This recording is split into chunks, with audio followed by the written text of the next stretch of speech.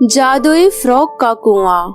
एक बार की बात है, एक गांव में सोनम अपने बुआ फूफा के साथ रहती थी। सोनम के माँ बाप का कुछ वर्षों पहले ही निधन हो चुका था। सोनम की अच्छी परवरिश के लिए सोनम के फूफा जी सोनम को अपने साथ अपने घर ले आए थे, लेकिन सोनम की बुआ सोनम को बिल्कुल पसंद नहीं करती थी। वे सोनम से पूरा दिन घर का काम कराती और पूरा दिन ताने दे देकर उसको खूब सताती, और तो और बदले में भरपेट खाना भी नहीं देती थी। सोनम की बुआ संगीता की अपनी एक बेटी थी रानी।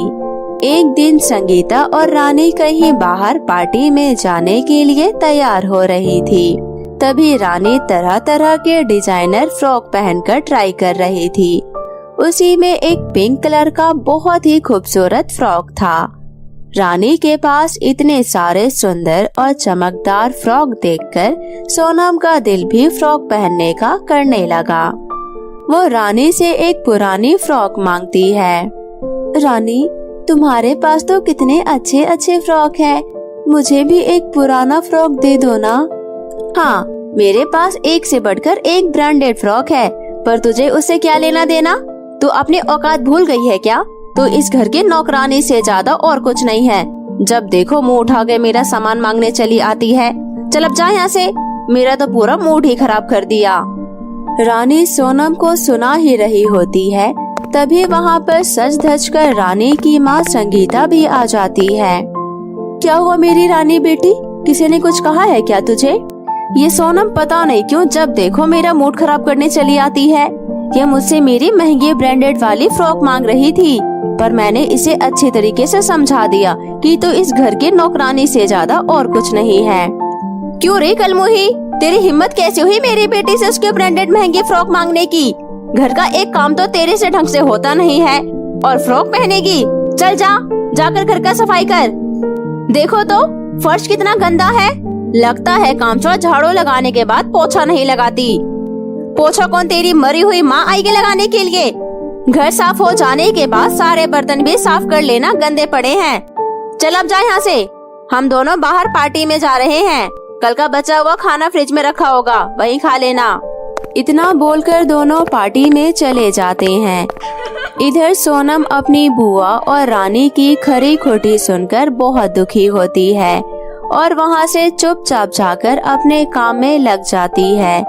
सोनम अपना सारा काम खत्म करके कल का बचा खाना खाकर अपने कमरे में अपनी माँ की तस्वीर देखकर तेज तेज रोने लगती है और माँ को याद कर कर कहती है, माँ, पिताजी, तुम दोनों मुझे अकेला छोड़कर कहाँ चले गए? जब आप दोनों मेरे साथ थे, मेरे पास किसी चीज की कमी नहीं थी।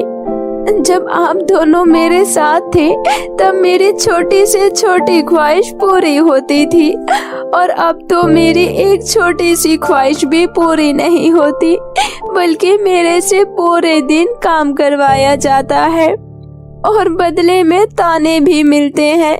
मैं बहुत दुखी हूँ, मुझे भी अपने पास बुला लो। अब मुझे इस दुनिया में रहकर कुछ नहीं करना, मुझे आपके पास ही रहना है बस। सोनम ऐसा कहकर रो ही रही होती है कि तभी सोनम को एक आवाज सुनाई देती है, सोनम बेटा। सोनम इधर उधर देखती है, वो आवाज और कहीं से नहीं बल्कि सोनम के माता पिता की तस्वीर से आती है। सोनम की माँ सोनम से कहती है, सोनम मेरी प्यारी बच्ची, तो इस तरह रो मत, मुझसे तेरी ये हालत देखी नहीं जाती। माँ, आप तस्वीर से बोल रही हो, मुझे तो विश्वास ही नहीं हो रहा। हाँ मेरी प्यारी बेटी, मैं तेरी माँ हूँ और मैं सब जानती हूँ कि तू कितना दुखी है। मेरी प्यारी बेटी पर संगीता और रानी कितना अत्याचार करती है, लेकिन अब मैं ये सब होते हुए और नहीं देख सकती। मैं तुझे एक ऐसी जगह बताती हूँ जहाँ जाकर तेरी हर एक इच्छा पूरी हो जाएगी। ऐसी कौन सी जगह है माँ? आप मुझे कहाँ भेजना चाहती हैं, जहाँ मेरी हर एक इच्छा पूरी हो जाएगी? सुनो सोनम बेटा, इस गांव से बहुत दूर एक कुआं है, वहीं उस कुएं के पास जाकर तुम अपनी इच्छा बताना, वो उस काम में तुम्हारी अवश्य मदद करेगा। ये सुनकर सोनम अपने आंसू पोंछकर उस कुएं से मदद मांगने चली जाती है। वो कुएं के पास खड़ी होकर कुएं से कहती है, हे जादुई कुएं, मुझे भी सुंदर सुंदर फ्रॉक चाहिए ताकि मैं भी रानी की तरह सुंदर दिख सकूं। सोनम के इतना कहते ही जादुई कुएं से सुंदर सुंदर फ्रॉक बाहर आ जाता है, जिन्हें देखकर सोनम बहुत खुश होती है और उस जादुई कुएं को धन्यवाद कहती है। पर सोनम बेटा, यह याद रखना, यह कोई मामूली फ्रॉक नहीं है, बल्कि यह जादुई फ्रॉक है। इसे पहनते ही तुम दुनिया की सबसे खूबसूरत लड़की में बदल जाओगी और तुम इस फ्रॉक को पहनकर जो भी काम करोगी वह चुटकियों में हो जाएगा। लेकिन एक बात ध्यान रखना, यह साधारण से दिखने वाली जादुई फ्रॉक केवल ईमानदार एवं जरूरतमंदों पर ही अपना जादू दिखाता है। यह जादुई फ्रॉक गलती से भी किसी लालची लोगों के हाथ में नहीं आना चाहिए, नहीं तो कुछ बुरा हो जाएगा। ठीक है जादुई कुआं, मैं इस बात का ध्यान रखूंगी। इतना कहकर सोनम सभी जादुई फ्रॉक अपने साथ अपने घर ले आती है और वो जैसे ही फ्रॉक पहनकर देखती है तो वो पहले से भी अधिक सुंदर हो जाती है। तभी बाहर से संगीता और उसकी बेटी रानी घर आ जाती है। सोनम को देखकर वे लोग चौंक जाते हैं कि सोनम के पास इतनी सुंदर फ्रॉक कहां से आई। तभी रानी अपनी माँ से कहती है, माँ, इतनी सुंदर फ्रॉक सोनम के पास कहां से आई? मुझे भी ऐसे ही सुंदर सुंदर फ्रॉक चाहिए। सुंदर फ्रॉक सिर्फ मैं ही पहनना चाहती हूँ। सोनम मुझसे सुंदर कैसी लग सकती है माँ? मुझे वही फ्रॉक चाहिए जो सोनम ने पहन रखी है। तभी संगीता सोनम पर चिल्लाते हुए कहती है, इतनी बन-ठन कर तू कहाँ जा रही है? चुपचाप घर पर रह। और क्या तुझे पता नहीं कि कल तेरे फूफा जी शहर से आ रहे हैं, इसलिए पूरे घर की अच्छे से सफाई कर दे, समझ गई? तभी रानी कहती है, देखो तो माँ, इसने कितनी सुंदर फ्रॉक पहन रखी है। जरूर इसने ये फ्रॉक चुराए हुए पैसों से खरीदी होगी माँ। इससे पूछो कि उसके पास ये फ्रॉक कहाँ से आए। नहीं नहीं रानी, मैं अपनी माँ का बक्सा खोलकर देख रही थी, उसी में ये फ्रॉक मुझे मिली। सोनम बुआ जी से झूठ बोल देती है और घर का काम करने चली जाती है। सोनम ने जादुई फ्रॉक पहन रखी थी, इसलिए उसका काम अपने आप हो जाता है। रानी अपनी माँ संगीता से कहती है, देखिए ना माँ, इसकी माँ के कितनी अच्छी अच्छी फ्रॉक है। मुझे भी चाहिए वो फ्रॉक। कितनी सुंदर फ्रॉक है जो इस नौकरानी ने पहन रखी है। मुझे इस नौकरानी की सारी फ्रॉक चाहिए। मैं नहीं चाहती कि आपकी बेटी इस नौकरानी से कम सुंदर दिखे। कोई बात नहीं मेरी प्यारी बेटी, अगर तुझे उस नौकरानी की फ्रॉक चाहिए तो अभी मैं उसे मांग कर ला देती हूँ। मैं अपनी बेटी को इस तरह उदास नहीं देख सकती। उस कलमोही की इतनी औकात नहीं कि वो मेरी बेटी से ज्यादा सुंदर दिखे। इतना कहकर वो सोनम के पास चली जाती है और कहती है, ओ महारानी, तेरे स्वर्गवासी माँ के सभी फ्रॉक कहाँ रखी है? मुझे दे दे। सोनम अपनी बुआ की बातों को सुनकर घबरा जाती है और याद करती है कि जादुई कुआं ने कहा था कि वो किसी लालची आदमी के हाथ ना पड़े, नहीं तो बहुत बुरा होगा। वो अपनी बुआ का लालच पहचानती थी।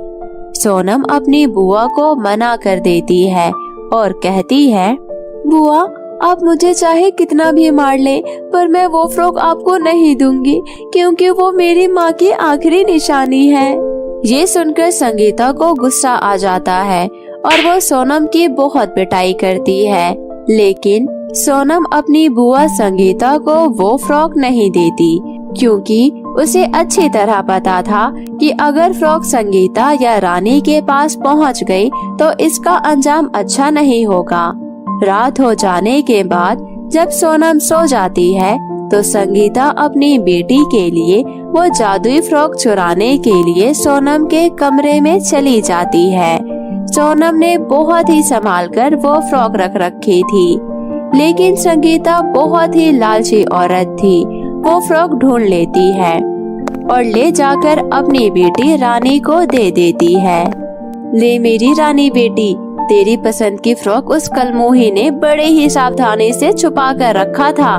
बहुत मुश्किल से ढूंढ कर लाई हूँ। रानी बहुत ही खुशी से वो फ्रॉक पहन लेती है और जैसे ही वो फ्रॉक पहनती है उसके पूरे शरीर में खुजली होने लगती है। रानी चिल्लाने लगती है, माँ इस फ्रॉक को उतारो, मेरे पूरे शरीर पर खुजली हो रही है। मुझसे बिल्कुल भी रहा नहीं जा रहा। ये कैसी फ्रॉक है जिसकी वजह से मेरे पूरे शरीर में खुजली होने लग रही है। संगीता पूरी कोशिश करती है ये जादुई फ्रॉक उतारने की, परंतु फ्रॉक अब नहीं उतरती। संगीता भागकर सोनम को बुलाती है। ये कैसी फ्रॉक है तेरी माँ की, जिसके कारण मेरी बेटी के पूरे शरीर पर खुजली हो गई और उसका शरीर लाल पड़ गया। बुआ, आपने ये कैसा अनर्थ कर दिया। ये कोई मामूली फ्रॉक नहीं है, ये जादुई फ्रॉक है। जादुई फ्रॉक? लेकिन तुम तो बता रही थी कि ये तुम्हारी माँ की है। सोनम अपनी बुआ को सारी हकीकत बता देती है कि किस तरह उसकी स्वर्गवासी माँ ने उसको एक जादुई कुएं के पास भेजा था, जहाँ से वो ये जादुई फ्रॉक लेकर आई थी। संगीता सच्चाई जानने के बाद अपने किए पर बहुत पछताती है और सोनम से कहती है, सोनम मेरी बच्ची, मुझे माफ कर दो। मैंने तेरे साथ कितना गलत व्यवहार किया, लेकिन तो हम माँ बेटी की सच्चाई जानती थी कि हम कितने लालची हैं, इसलिए तू हमें जादुई फ्रॉक नहीं दे रही थी ना। मुझे माफ कर दो। आज से तू मेरी बेटी है। आज से मेरी एक बेटी नहीं बल्कि दो सगी बेटियां हैं। संगीता के इतना कहते ही रानी के शरीर की खुजली मिट जाती है और सोनम जादुई कुएं की जादुई फ्रॉक की वजह से अपनी बुआ के दिल में जगह बना लेती है।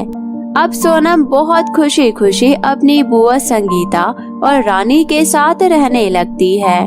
तो मेरे प्यारे दोस्तों, कैसी लगी आपको मेरी ये कहानी, मुझे कमेंट करके जरूर बताएं। और यदि कहानी अच्छी लगी हो तो अपने दोस्तों के साथ भी शेयर करें। और हाँ दोस्तों, अगर आपने अब तक मेरे चैनल को सब्सक्राइब नहीं किया है तो जल्दी से नीचे लाल बटन दबाकर अभी सब्सक्राइब कर ले और साथ ही इस बेल आइकन को दबाना ना भूले।